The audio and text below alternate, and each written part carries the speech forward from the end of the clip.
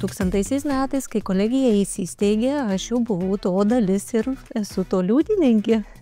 Ir šiandien jau, kai mes skaičiuojam tuos 25 metus, tai yra ketvirtis amžiaus, tai tikrai manau, kad pasiteisino tai, kad kolegija buvo vis tik tai įsteigta. Šiaip per visą tą kolegijos gyvavimo laikotarpį aš pati tai kartu su ta kolegija augau ir tobulėjau. Iš tiesų, tai aš gavau tikrai dirbdama čia, kolegijoje gavau nepaprastai didelį turtą, tai yra žinias ir patirtį. Ir Vilniaus kolegija man tai yra dalis manęs, tai yra mano visa profesinė karjera yra susijusi su Vilniaus kolegija. Ir tikrai labai nuoširdžiai visada džiaugiuosi, kad kolegijai sekasi, kad kolegija yra viena iš žinomiausių, geriausių aukštųjų mokyklų.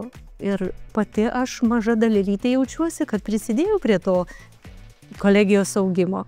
Vilniaus kolegijos stiprybė iš tiesų yra ta Vilniaus kolegijos bendruomenė, tiek studentai, tiek ta akademinė bendruomenė, tiek kiti darbuotojai.